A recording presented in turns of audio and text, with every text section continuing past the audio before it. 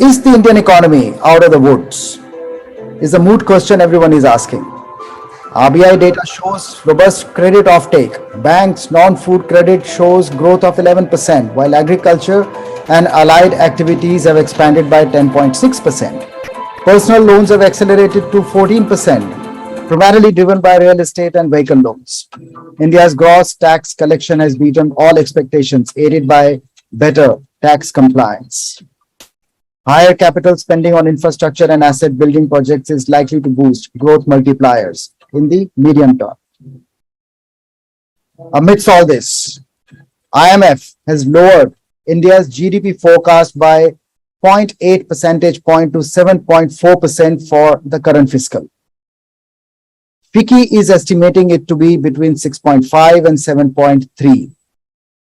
India is, while focusing on infrastructure, public expenditure, which has a huge potential for multiplying economic growth. In the budget of 2022-23, the central government has proposed to raise capital expenditure by 35.4%. Schemes like Gati Shakti, Jal Jeevan Mission, revamping the power distribution sector have got huge potential.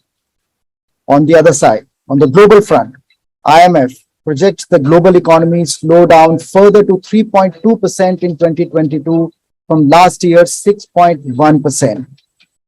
Russia-Ukraine war is not easy, while Taiwan and US have been added to the list. This reflects stalling of growth in world's three largest economies, the US, China, and the European area. And slowing down of global economy to 3.2%, down from last year's 6.1, is not a very good news for the Indian economy. This is impacting us very, very badly. As it is, we have high employment rate, 7.9% as of 15th July, up from 6.80. As of 15th August, up from 6.80 in July. Interest rates have gone up, rupee has depreciated further, and new investments have shown poor growth. This is compounded by a fracture of interstate relations and widespread youth disillusionment. All of us have seen Agnipath and the way it has gone. State finances are also under stress. Debt to GSDP ratio is 33%. Debt to GDP ratio is 89%. Social sector is resource guzzler while power sector is bleeding. So we have a mix of from either side.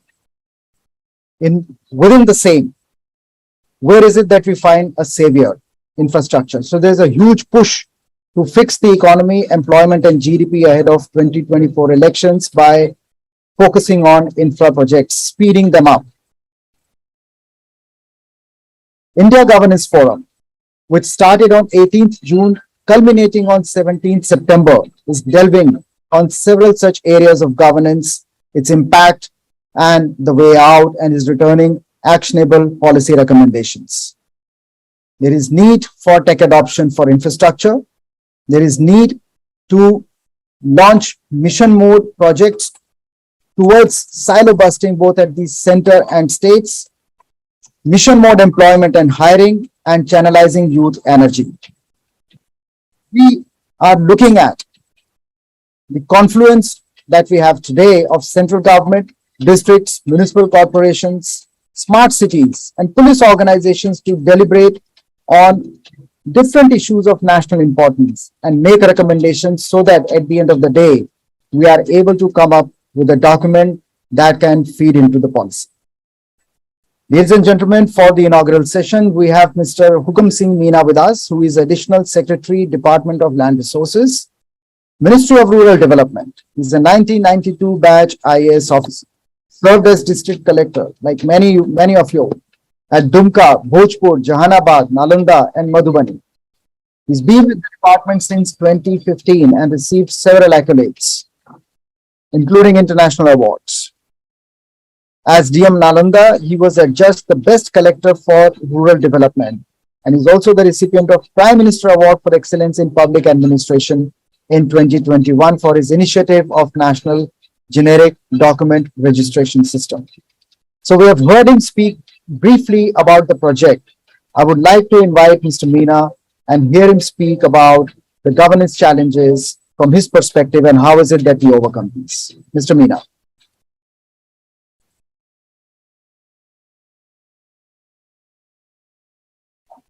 Thank you very much. Am I audible? Yes, Mr. Meena. Yes. Thank you very much. Again, thank you very much giving me an opportunity to speak on this occasion. The subject is, although sounds very small, but it's a very wide connotation.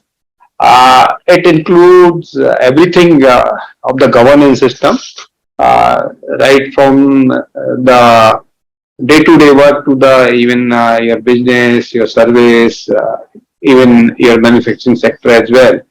Uh, I will be more speaking from the perspective of my subject, dealing with the governance, rather than speaking in general.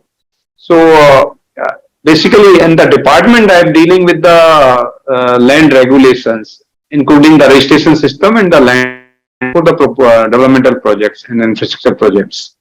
So when I joined in this department 2015, the immediate problem which we were facing, that the person, in order to know the details of the property and to do the transactions in the property, he has to visit number of offices, and that is a sign of the bad governance, because unless until you provide an alternative option to the citizen for accessing the information and for accessing the basic documents, it leads to somewhere corruption also. That is my understanding. So, in order to curtail, even when I attended a training program in 2007, they have they have taught us that unless until they are multi-mode for the services, there has to be corruption in the system. So, in order to curtail this, initially we started reforming the registration system, because our country, as far as ranking in the ease of doing business, we were lacking behind in the case of transaction in the properties, because there are 7-8 parameters for ranking of any country. So, because of these parameters, our countries were dragged behind in the ranking. So, we have been told that why don't you reform your registration process in the country? Then we started studying 3-4 countries which are leading in this arena, especially the UK. We invited their IGR, Inspector General of Registration, gave a lecture to us and explained their system, how they are doing it. And then New Zealand, Denmark, many countries we invited online and even physical also. So whatever we have learned from them, department, we constitute a committee under my chairmanship in the department, under the chairmanship of lead and additional secretary in the department, and I was member secretary to that. So how to reform this registration system in order to improve the governance, land governance in the country. So the immediate problem which we address, that the system should be such that a person should have we should empower the citizen in the sense that he should have the capability, or he should have a facility that he should access all the information from sitting in the home. So he need not to go to the offices to collect those information, even contacting the officials in the office, and wasting much of time in that period, because they are assisting and transacting the property. They are not the main activities. So then we started developing a software, because at that time, this software, how we developed, how this idea came into our mind, that there was a conflict between registration, this Land Acquisition Act and IT Act. According to Land Acquisition Act, there will be no income tax deduction for the compensation which is paid for in lieu of the land which is acquired. And as per the IT Act, they have to pay the TDS in respect of the place, except that for agriculture less than 2 lakhs compensation. So then we have been asked by the PMO and the higher level that can you give the idea that how much stamp duties we have collected during last 1 year, so that we can take this decision. So then I contacted my technical officer. They said that, sir, it is doable, but it will take another 7 days. So I said, why 7 days? Why we don't have this information right now? So they say that each state has their own software applications for doing the registration process. That's why it will take 7 days. Then I told them that can't we have a single software for the nation, one software for the registration system, so that at the click of the button, can't we have the all information regarding the transaction of the properties in a day or in a year, so that we can take informed policy decisions? Then we started building it. Of course, we conducted rigorous exercise, like conducting 2024 meetings with the states, going physically there and asking their requirements. Then we collected all the requirements of the all countries, and we generated a software wherein it is incorporating all requirements of the all states in the country. That is one. Second, that we introduced an element that it is directly empowering the citizen. Empowering in the sense that whatever the person has been given an opportunity that you take pre-appointment of the pre-registration appointment, and you upload your all documents, and whatever decision is being taken, not even the at the final stage, but at any point of time, that has to be communicated to the citizen, the person who is applying for the registration of the properties, and he has the right to appeal against it. If the decision is actually, consider that decision is not according to the provision in the act or rules. So in that sense, we have empowered the citizen. And second, that after registration process is completed, he has been compulsorily asked to give his feedback so that we can correct our system. And third, that all the informations which are required for complete of the transactions, the person need not to go to any office. It is available as soon as you will fill up the details of the properties, including land and buildings. It will automatically extract those information from the corresponding database. For example, if you need the detail of the disputes and the bank dues on a particular property, then it has been already linked to the corresponding bank database and the court database. So it will automatically display the disputes and the mortgage or kind of loans which is pending against the particular property. So the person who is actually intending to do the transaction on a particular property, he should have all the information in hand without going into the office. So it is an informed policy decision. It's an informed decision of a person to do a transaction on a particular property. So that has been shown completely. Second, that earlier there was a flexibility that, of course, for simple properties like land, there is a fixed formula that how much stamp duty, how much registration fees will be levied or will be collected. But the properties like building in Delhi, so there is a lot of variation depending on the location of the building. Now, because mapping is completed, the rates, the valuation, the mapping of the property is completed. So there is no subjectivity in decision making of the valuation of the property, and thereafter the registration fees and the stamp duties on the property. So as soon as you will fill up all the details of the properties in the portal, you are supposed to create an account through your mobile. So as soon as you will fill up all the details, it will automatically give you the information that this is the proper value of the property. If you want to appeal against this decision, you can appeal. But if you accept it, then next he will ask that this is the stamp duty, this is the registration fees, and they will display the mode of the payment.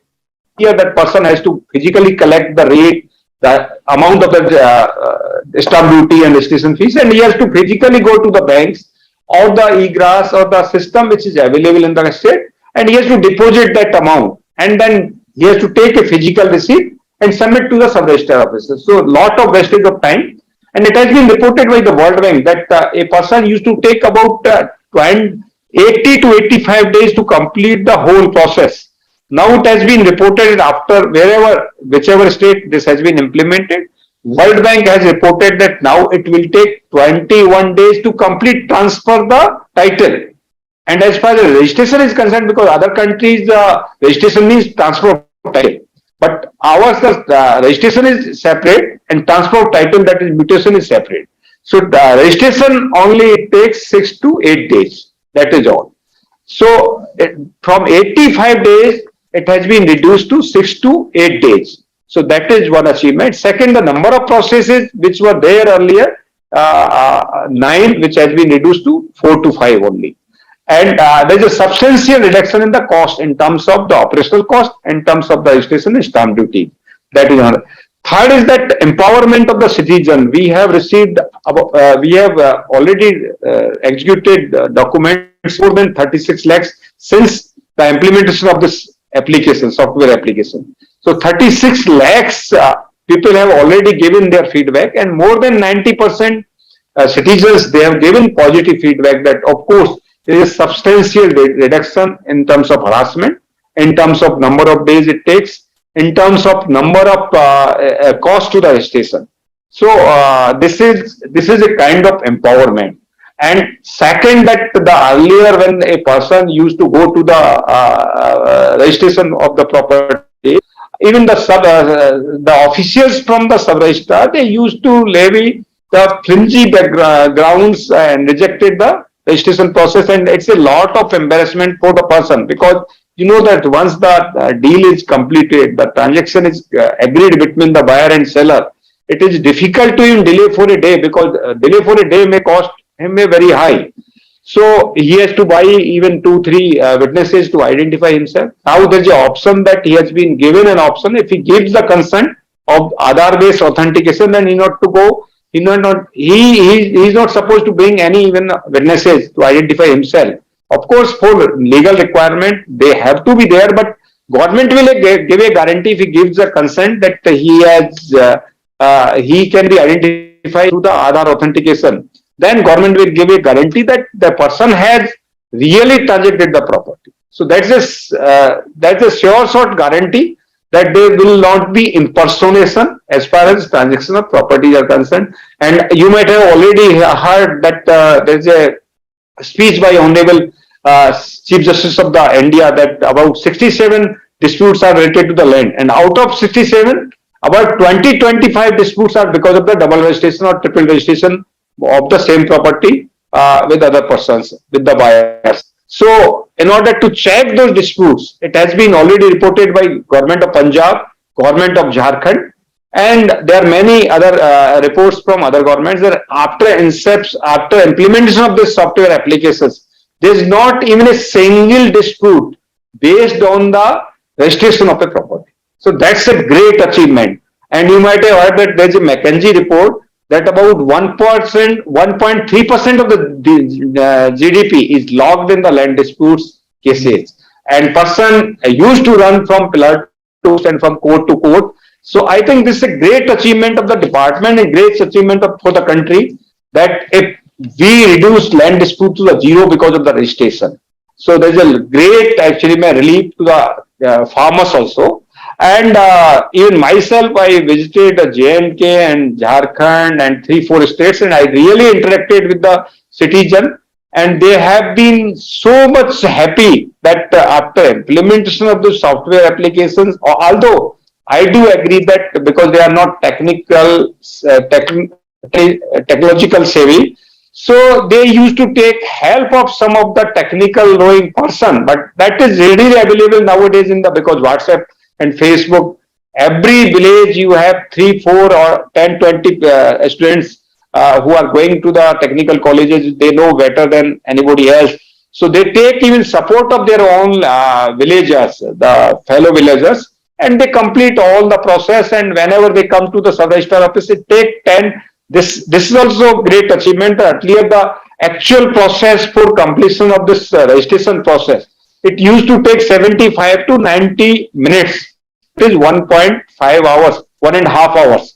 Now it is 10 to 15 because it's online. You can calculate how much time it is taking for completion of the transaction in the sub-registrar offices. That 7 days is complete when you start preparing for the transaction of the property.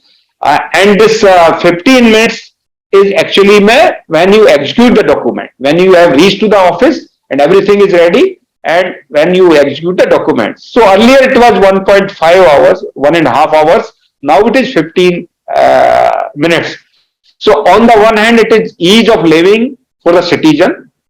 On the other hand, it is ease of doing for the government officials, because earlier when they used to complete the transaction of say 100 documents, now they are able to complete the transaction of more than 200-250 documents. So there is an enhancement of the efficiency and effectiveness of the government officials as well.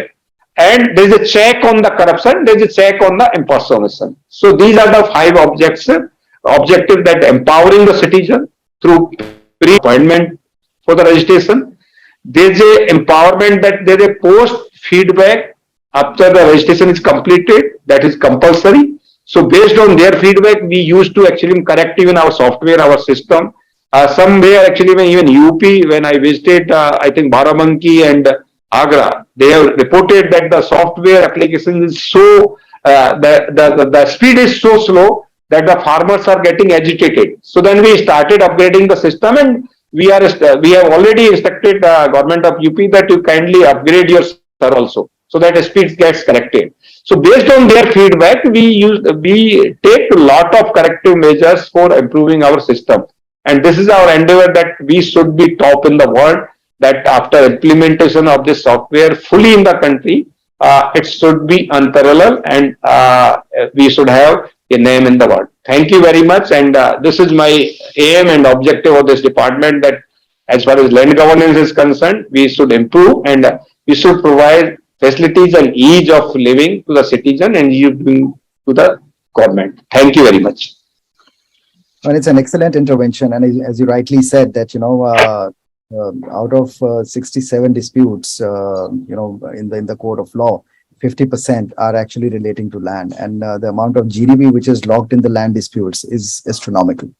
And the way if it is, it's outreach, Gosarji, Dhanjalji, it's outreach. Actually, it has already covered more than 40 crores population. And our aim is that by March we should cover 130 crores. Excellent. Congratulations. And I'm sure I look forward to that day. And again, speak with you, and we sit in front of each other with great pride and say that, this was a target and we have achieved. And we have unlocked the value which is locked in the land system.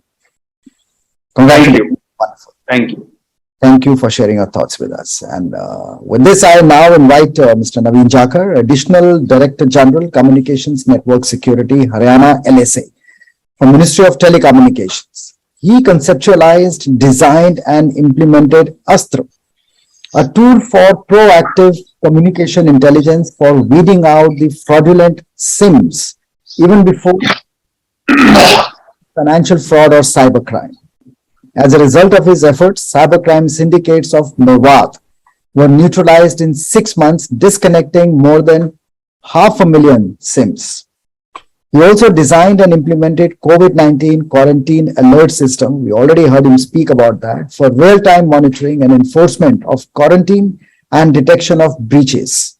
It's been used now by 18 states, which handle more than 35 lakh targets and detected more than 21 crore quarantine breaches. Mr. Naveen Jakar. Thank you so much, sir. First of all, I would like to thank the Scotch Group for inviting me here to share my, views with the august audience. I would like to say that, we are from that fortunate generation, which has witnessed two basic, extremes where technology has empowered a common citizen. We have seen our parents, our grandparents, running here and there for submitting the bills, for getting the government services.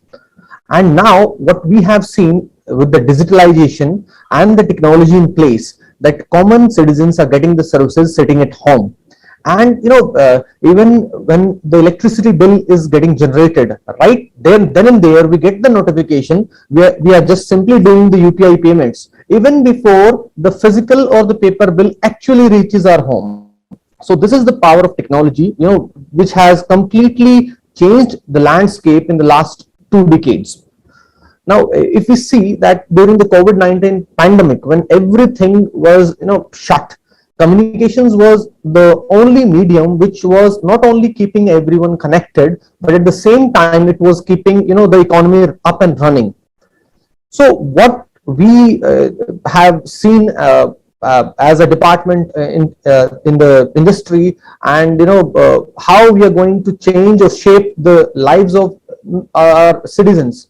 So I see that cybercrime is one thing to which my 140 crore Indians are directly susceptible to. So we need to create something which can save their precious hard-earned money from those fraudsters. And fake SIM is one medium which is directly attacking those innocent citizens. So we thought of it, try to design something innovative using which we could identify the fake SIMs and just neutralize these SIMs and the cybercrime syndicates in total, even before the SIMs are being used for carrying out the cybercrime. So we have been able to do that in Mewat and also in Jamtara. I'm very glad to share that the cybercrime syndicates of Jamtara and Mewat, they have been totally neutralized, and we are on to a mission that we will be carrying out the 100% SIM verification of the telecom subscriber base of the country, so as to ensure that every single SIM is identified and it is bona fide in nature and it is used for the purposes for which it has been subscribed to.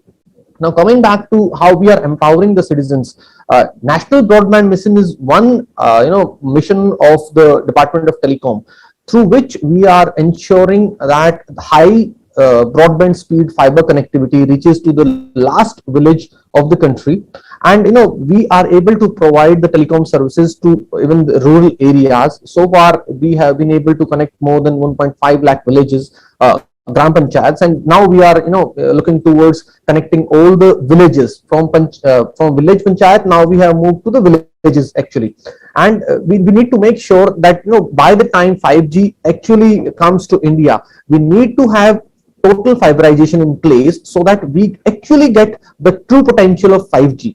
Because sometimes we see that we are not able to get the connectivity and the speed, even the quality of service. That is, there are some issues with the core connectivity. So we need to understand those issues, and we need to make sure how actually technology can be made utilized and how the citizens can reap the benefits of it.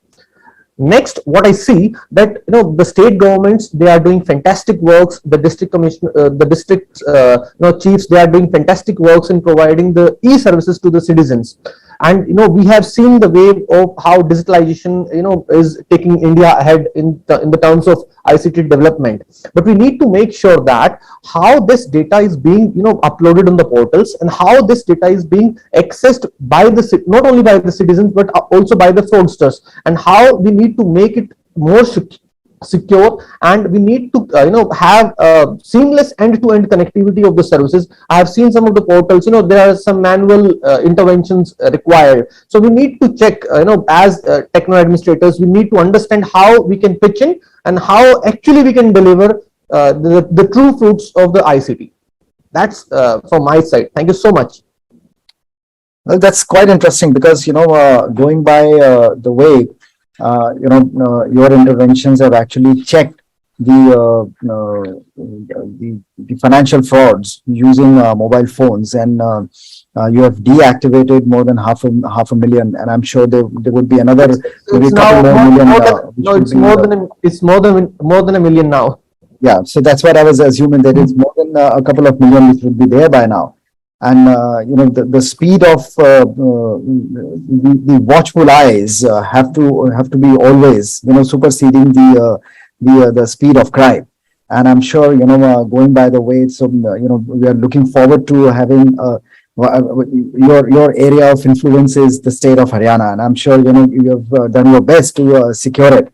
And going by even the number of financial frauds, and particularly the cyber frauds using mobiles, over a period of time in last 6 to 8 months, the number has really reduced dramatically. And I'm sure, a lot has been contributed by you. And thank you very much for joining us and sharing your views.